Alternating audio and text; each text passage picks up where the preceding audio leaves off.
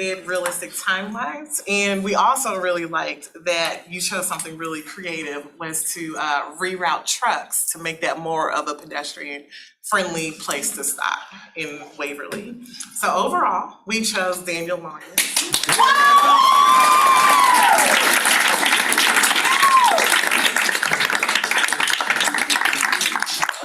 Thank you. So it looks like we've all made it back. So appreciate everyone helping move this along. Thanks again to all the judges. We're just going to jump right into the, I think, right, Megan, somebody correct me if I'm wrong here. I think we're just going to go straight into the final round. Okay. So we have, for those who don't know, since you were in different rooms, our winner for the community development group was Nadia Shiaza.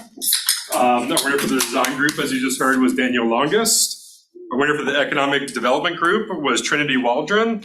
And our winner for the environment group was Molly Frey. Yes, Molly Frey. Okay, that's what I thought I heard. I just wanted to make sure I got that right. Round of applause for all of our.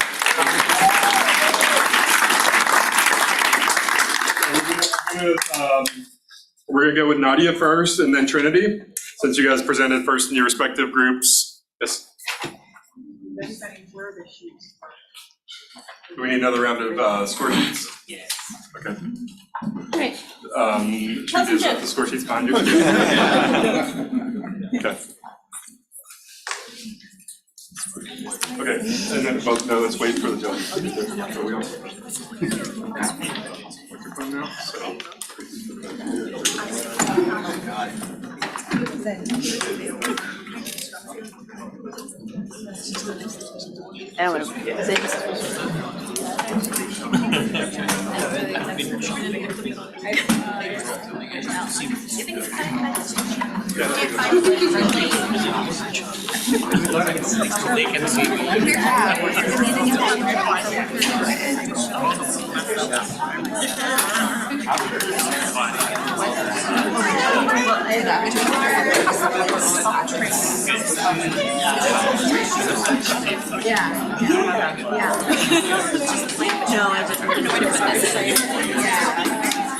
I was from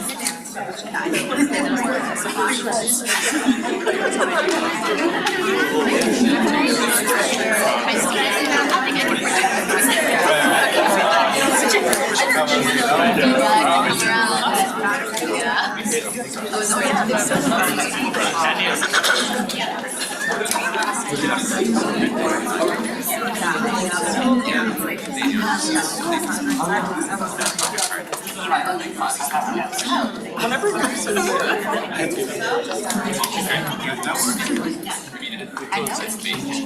just like witnessing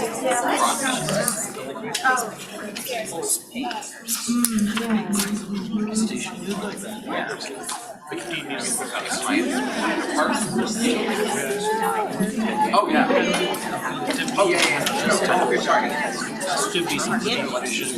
Okay, it looks like we're ready, so we're going to go ahead and get started with our final round here. And our first presenter of the final round again is Nadia Shiaza, presenting Designing an Eco-Resilient Community in Brentwood, Washington, D.C., or plan for the District of Columbia Office of Planning. Good evening, ladies and gentlemen. My name is Nadia Shiaza. I'm happy and proud to present to you all my capstone professional plan. Just to begin, this is the process in developing my plan. So first, I identified an issue and then suggested an alternative solution to that issue. I evaluated the existing conditions of the study area. For my research, I looked at different case studies, which then informed my recommendations and implementation plan. And then I will attempt to wrap it all up, focusing why this plan is crucial for development of cities like Washington, D.C. So the issue itself, to put simply, is climate change. It is here, it is real. In cities, this is often seen in the effect of heat exposure or flooding, such as this one picture here taking place in my study area. And because of climate change, we see an emerging need for urban resilience. This is defined to be the city's capacity to withstand and adapt to the effects of disasters. And to translate this need of resilience, I suggested the alternative solution of designing and planning a network of green infrastructure projects at the neighborhood level. For existing conditions, so Census Tract 91.02 is the study area itself that contains the whole Brentwood neighborhood and a very small part of the adjacent Langdon neighborhood. and the population currently stands at a little over 4,600 people. For land uses, there is an established residential area to the northeast side in the study area. However, the majority of uses here are found to be commercial and industrial uses. With this, I looked at the daily traffic volume, and the heaviest traffic is found to be at the commercial corridors in the study area, like Rhode Island Avenue pictured earlier, New York Avenue, and Brentwood Road Northeast, and 9th Street Northeast that bisects the study area. And with this heavy traffic, there is then a higher emissions of greenhouse gases that adversely impacting the health of residents in the study area. Speaking of health, I looked at the heat sensitivity index, looking at variables such as asthma, coronary heart disease, and obesity. And all of these data is seen to be higher in the study area in comparison to the district's average. Then I looked at EPA's Environmental Justice Index, and again, in every single socioeconomic indicator, the study area has a higher percentage, indicating that there is a higher socioeconomically vulnerable populations in the study area compared to the rest of the city. Lastly, I looked at the heat exposure index, indicating that there is less percentage of area covered in tree canopy, more area covered in impervious surfaces, and a higher air temperature all within the study area compared to the district's average. For my research, I looked at applicable case studies where green infrastructure was implemented. All of these cities just helped me understand what to do and what not to do in terms of GI implementation in urban neighborhoods. With all of that comes my recommendations. I wanted to restate the purpose of this is to create an interconnected network of nature-based systems, which are the green infrastructure projects, to create the eco-resilient community in Brentwood. So some of my recommendations include enhancing urban resilience, providing co-benefits to the study area in the form of human well-being, social equity, and economic development, and lastly, ensuring the long-term sustainability of the study area itself. In this map, I have 3 different locations of implementation sites where I have planned my green infrastructure projects for Brentwood. The first taking place at the commercial corridor of Brentwood Road Northeast and 9th Street Northeast, which I recreated in SketchUp. Then I added the green infrastructure projects itself within the area, including planting strips, tree boxes, and bioretention planters. Then taking a closer look at those sites, I took satellite images, photos of existing conditions from my own site observations, which I recreated in SketchUp, and then I added the green infrastructure itself within the area in the form of planting strips, tree boxes, and bioretention planters. This is a vacant district-owned lot, and I decided to repurpose this into another urban pocket park for residents to utilize and enjoy. And this is an aerial view of the park itself, including GI projects such as rain gardens and permeable pavements, as well as open lawn space. In conclusion, all of these projects are rather small, tactical actions that are hoped to create the larger impacts to improve urban resilience and mitigate the effects of climate change in cities like Washington, D.C. The overarching vision of this plan is to create a vibrant, equitable, resilient community within a large and dense city like Washington, D.C. Thank you all so much.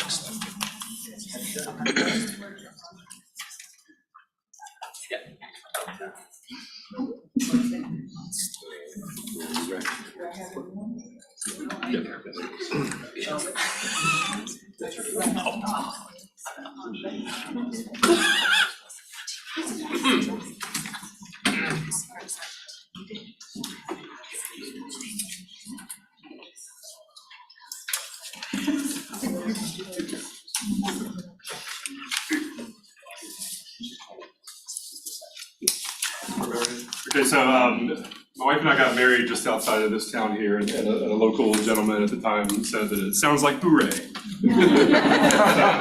So our next finalist is sounds like hooray. Revitalization strategies for downtown Luray, Virginia. All right, everyone, so hello, my name is Trinity Waldron, and my professional plan focused on downtown revitalization strategies for Luray, Virginia, also known as my hometown. Luray, Virginia is a rural recreation community. Rural recreation communities focus on planning strategies around their Main Street community in order to improve their economy. So, Luray, Virginia is a small town located just 90 miles west of Washington, D.C. It's also within the proximity of the Shenandoah National Park, as well as the Massanutten Resort, and is home to Luray Caverns. So the purpose of this plan is to analyze existing conditions in order to find foundational growth for the future of the Main Street community and have a year-long economically viable downtown. So the guiding principles for this plan mainly focused on the Virginia Main Street's 4-point approach, which is economic vitality, design, organization, and promotion. Historically, these 4 points have been able to help Virginia Main Streets as well as small town Main Streets such as the ones like Luray, Virginia. So Luray's economy is mainly based around tourism and agriculture. Tourism is a really big factor in terms of the economy, as I said, due to its location and proximity. So the tourism is typically amped up around during the summer months, and so the Main Street community will have a lot of foot traffic during the summer months. This also creates financial instability for some of the small businesses during the off-season. These off-seasons typically occur during the fall and winter months. Another additional concern, looking at the existing conditions, is that the Main Street district of Luray currently has 15 vacant buildings in total in downtown Luray. So some of the methods that I utilized here is a consumer survey, which I received 176 respondents. I utilized merchant interviews, as well as conducted a market analysis, and also conducted expert interviews, which all influenced the recommendations towards an economically year-long viable downtown Main Street. So I really wanted to hone in on the assets and opportunities of this community. As I said before, the location and proximity to this community really enhances the economic viable aspect of this plan. Also, it's a small town, so it really has a strong sense of community, pride, and character. Its network support and structure that the town and the county itself has is very impactful, as well as it's a designated Main Street already, so it has a lot of resource and grant opportunities in order to improve their Main Street currently. So these recommendations that I was able to formulate are based around the existing conditions and those methods that I had talked about before.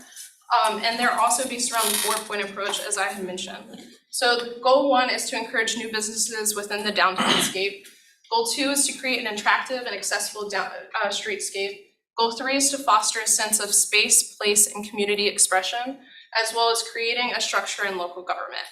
I really wanted to hone in on goal 1, encouraging new businesses downtown. So I encouraged the town of Luray to rehabilitate some of those underutilized buildings that they have within the downtown by collaborating with some of the nonprofits and the property owners. I also wanted to encourage that Luray champion the community business launch program in order to enhance their entrepreneurship and foster community growth. I also wanted to focus on creating an attractive and accessible streetscape. So from the respondents in the community and the consumer survey, as well as the merchant interviews, they really focused on their concern with the infrastructure within downtown. So I created this goal and the objective in order to encourage a infrastructure improvement plan in order to create the sense of this goal. And I really wanted to hone in into the vision of their comprehensive plan in terms of all 4 of these goals and utilizing this community aspect. Being a stakeholder and also a researcher into this project really meant a lot to me, and I was lucky enough to work with the community that I grew up in. Thank you.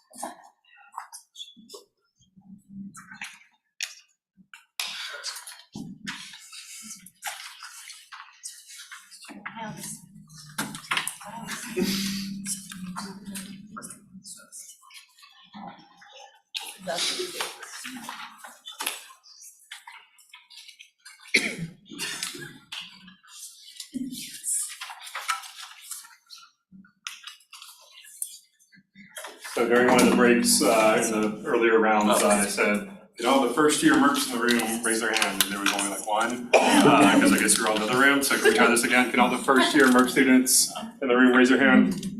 All right, there you go, much better. Alumni of our merc program. So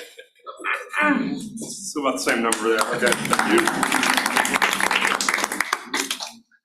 Also, want to recognize a few of our adjunct faculty that are in the room. Ross Catro, who is also one of our judges, as you see, teaches an undergrad course on active and sustainable planning, transportation planning. I think that was missing a word there. Who else? I kind of think, Serene, did you teach for us at some point? No? Did you ever teach a class for us? I did. I thought so, yeah. First year when I joined. Okay, yeah, there we go. Yeah, so we've got at least two current or former adjuncts. I'm not missing anybody. Are you guys ready? Oh wow, okay. Things are moving along a lot quicker this time. Great. Okay, so our next presenter is Daniel Longest, who is going to be presenting the Amtrak Staples Mill Station Strategic Vision Plan. Take it away. Good evening, my name is Daniel Longest, and it's my pleasure to present to you my strategic vision for Amtrak Staples Mill Station. To begin, there's an innumerable amount of research that went into this, but a guiding question to help me through this was the following. How can a station replacement plan elevate both a new facility and act as a community nexus? So it's exactly what I set out to do. Some context, here's the location of the station, if you don't already know. It is connected to at least 5 different service lines that's provided by Amtrak. And here is the framework of literature that I worked from, not all of it, but important things like Connect RVA 2045, DC to RVA, and theory from Jacobs, Charles Montgomery. And to emphasize the data portion, this is the busiest station in the state of Virginia. We know from Amtrak ridership data that, at least when I pulled this in August, that this was the most traffic station. And we continue to break records even today. So I'm gonna show you some site conditions.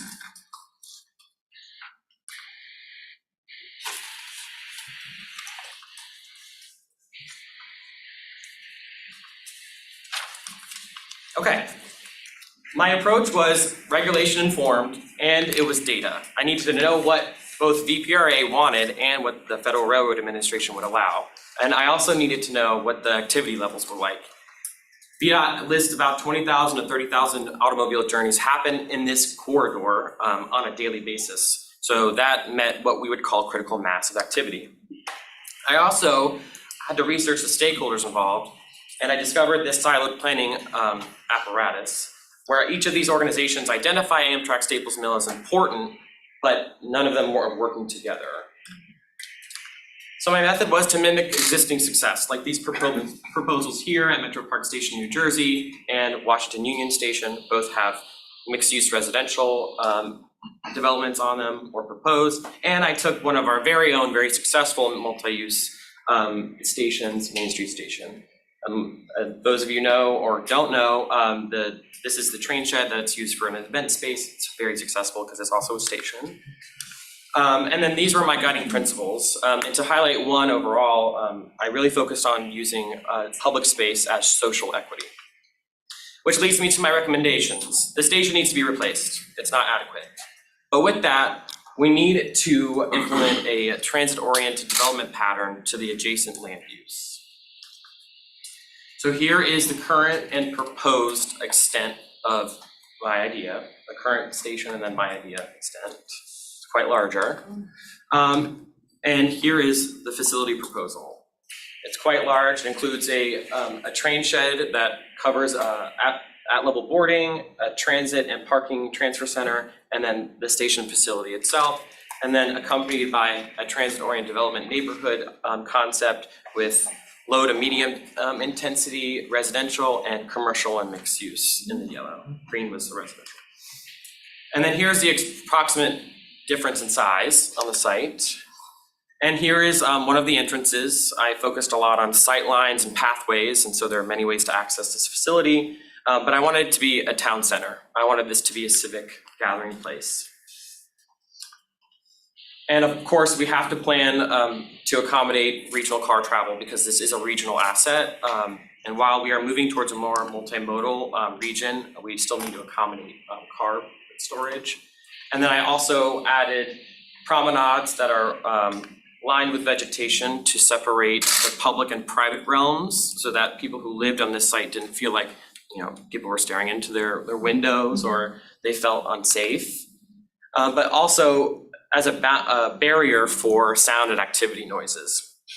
I leaned heavily into public space being accessible to anyone. This is publicly owned space.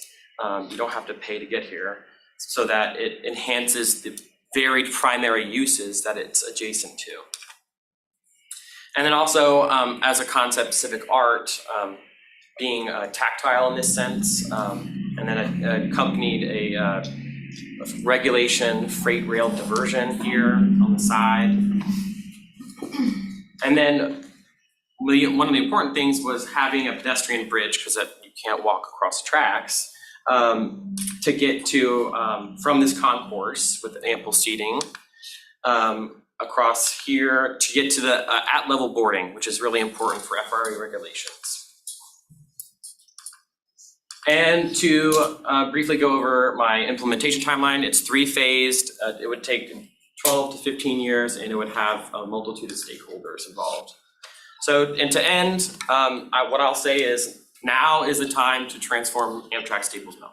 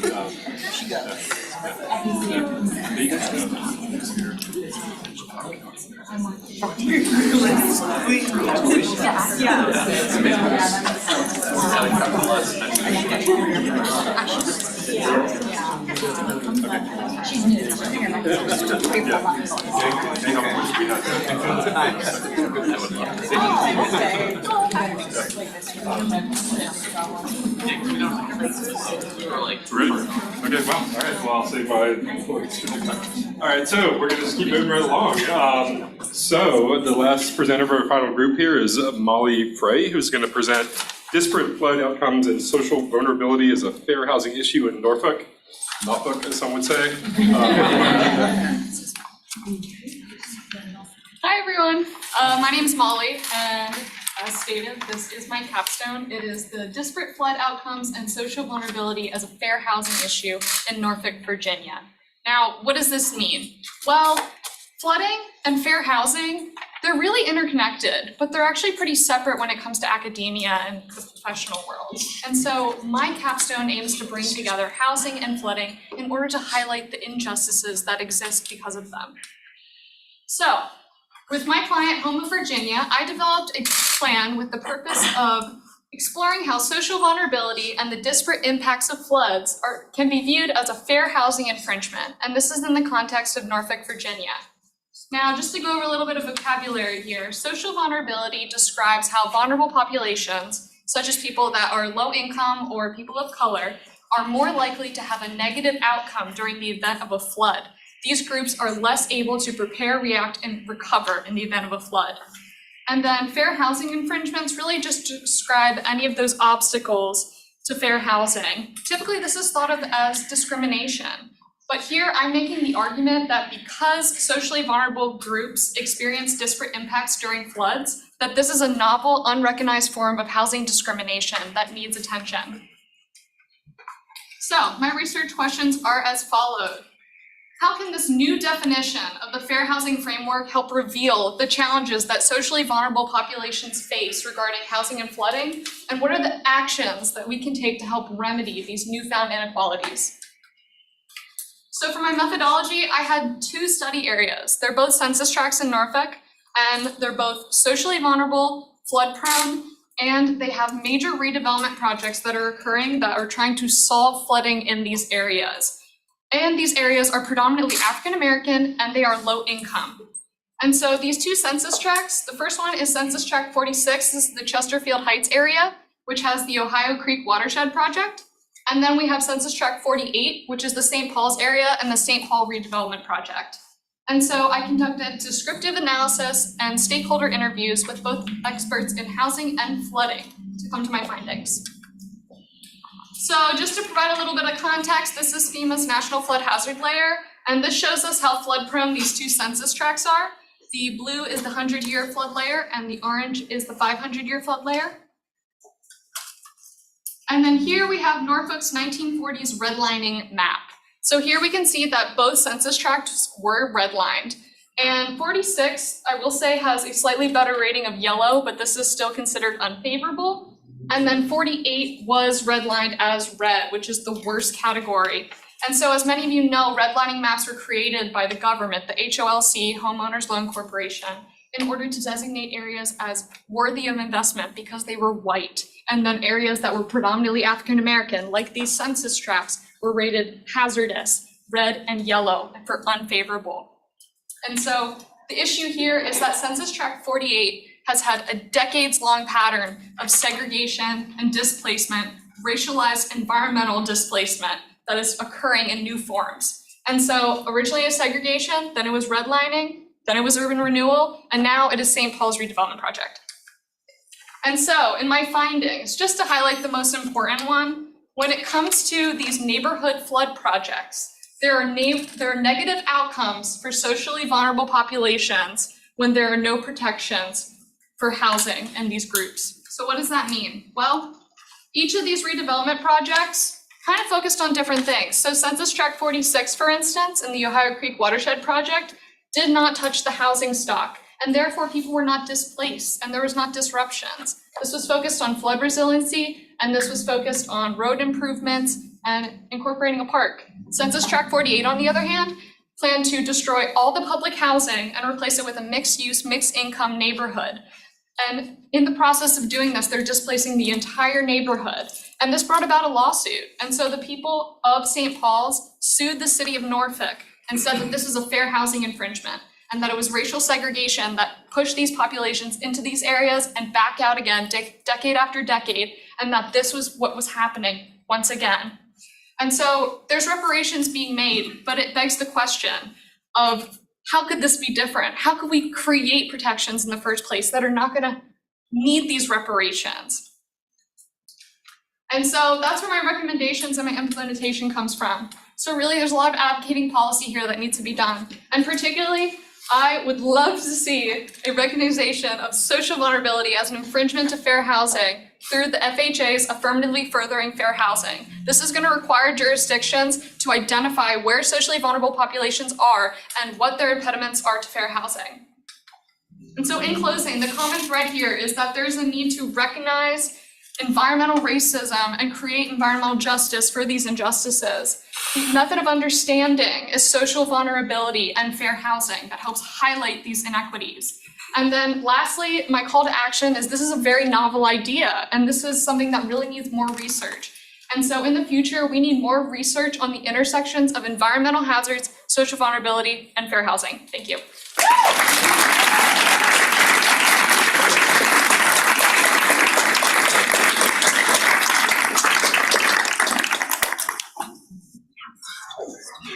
right, judges, don't let that loud scream at the end, sweat.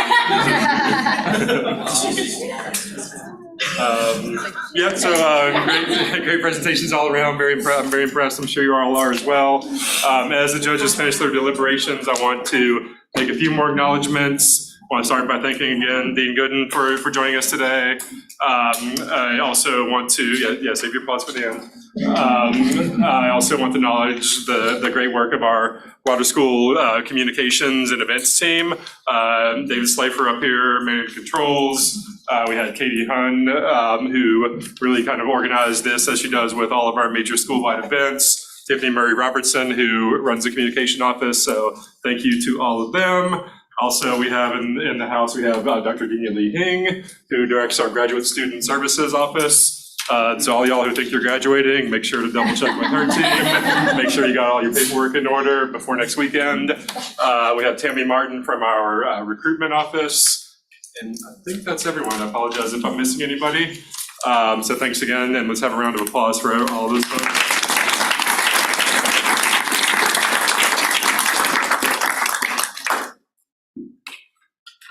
Okay, so, or do you want to just go ahead and, we got to calculate first, right? Okay.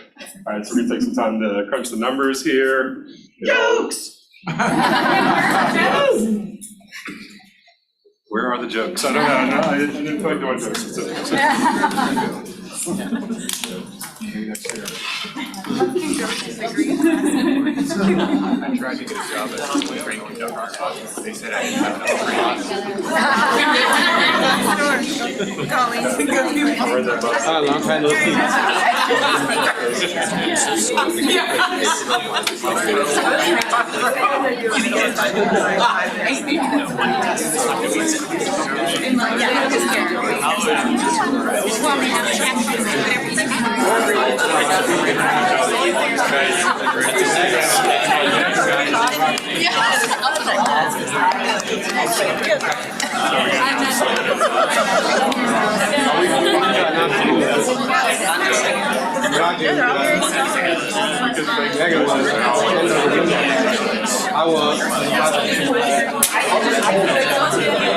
I think the judges now because they're not. That might be waiting.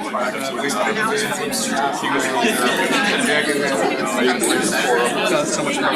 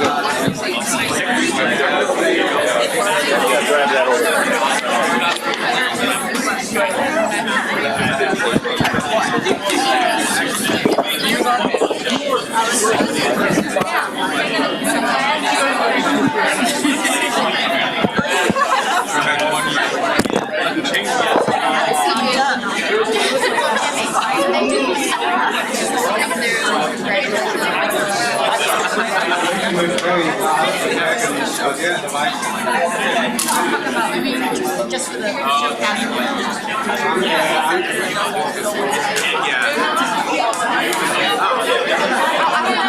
I just thought I'll just stick with my grant.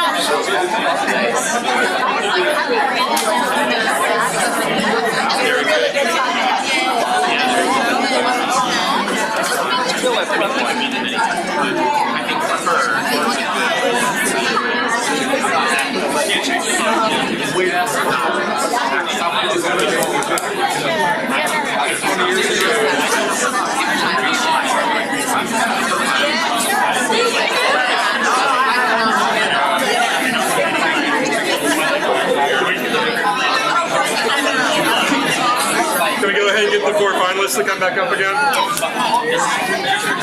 Back up again. Daniel, Trinity.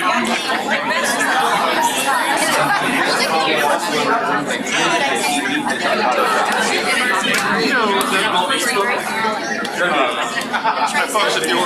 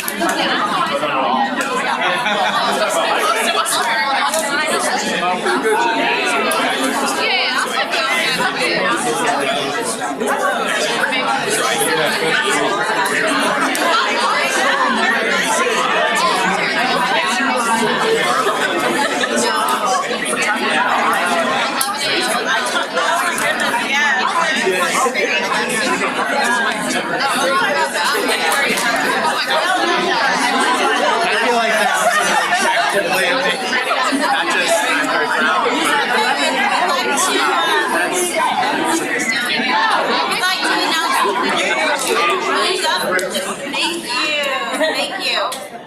Well, I hope you all enjoyed the exciting final round. Dr. Burma and I wanted to it turns out that 2 of my students are in the final bracket and 2 of Dr. Burma's. Not by design.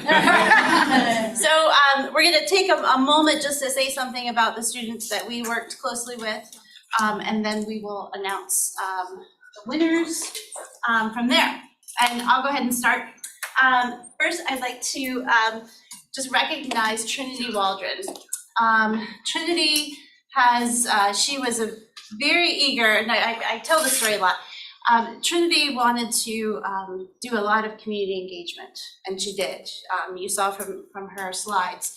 And she was very eager to start and was one of the first students out of the gate saying, I need to get my survey out. And she got over 100 responses on her survey. And I think a lot of that was a testament to the love and accountability of her hometown, which I think was especially nice that she could work with Luray for her professional plan. And Trinity was just a joy to work with, very open to feedback and suggestions and understanding how to work with a client, and it's just very commendable, and it was a joy to work with.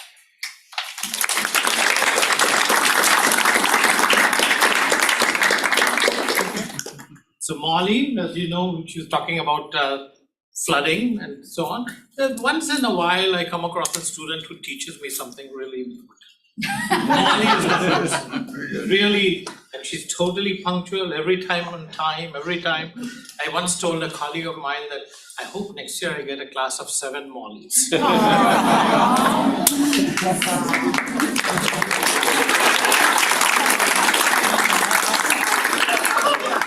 And Daniel, so, people think of rail and road and so on and think of it in economic terms or other ways of justification. Daniel is interested in the rail because he just loves trains. You can see the passion come through in what he said. And it's really been a joy having him in class. It's fantastic.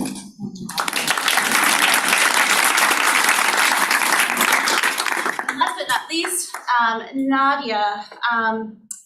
Nadia decided to have a client out of town. So her client was from the DC planning office. And that's always a great opportunity, but also requires a little bit more on the student's part to get access to, communicate with, because sometimes it can be kind of out of sight, out of mind. Nadia's professionalism was off the charts. I was so impressed with the ways that you worked with your client, the ways that somehow you met all like the benchmarks for our class, or you were a lot of times ahead of those benchmarks. And I really think it allowed you to delve into the designs and get into that implementation, which we value so much. But sometimes when projects are kind of running quickly, it's hard to get into the depth of the implementation, and Nadia did a beautiful job with that, and I loved working with you.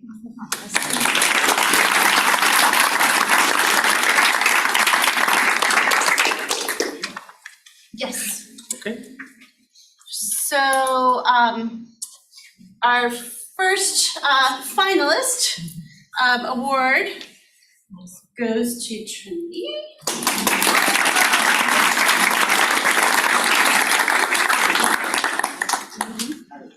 Yep, our second finalist award goes to Molly.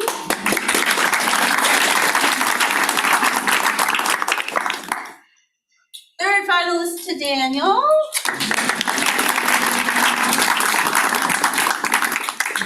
And our Plan-Off winner.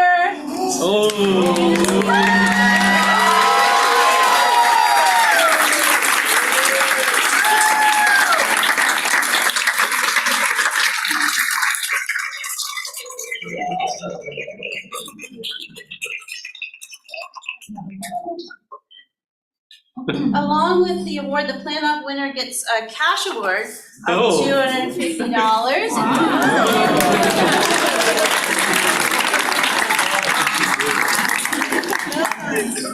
And then we have one final award that is not related to Plan-Off, but it's related to the capstone.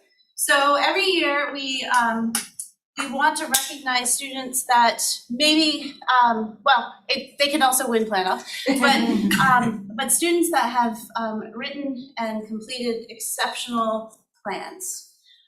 So our plan winner from last year is in the audience, Annie. Annie was our overall plan winner from last year. And this year, we want to recognize a student whose plan was just exceptionally written. The community engagement aspect of the plan was very well done. The depth of analysis was impressive, and there was keen attention to implementation and implementation that is really tangible for the client to implement. And it really represents really the strength of what we're going for. We're doing the capstone projects. And so with that, I want to recognize Sandra Bugatti.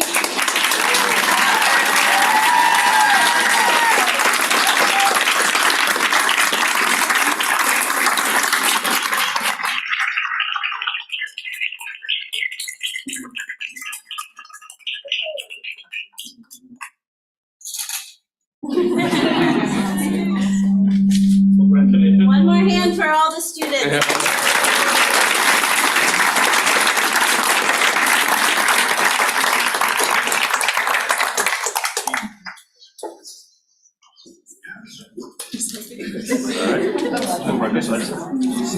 Hey Megan, come on, we should be in the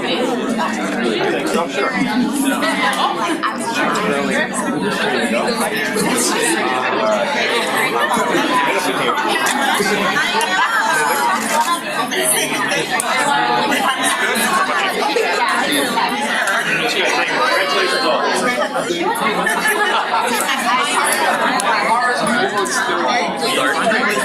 all.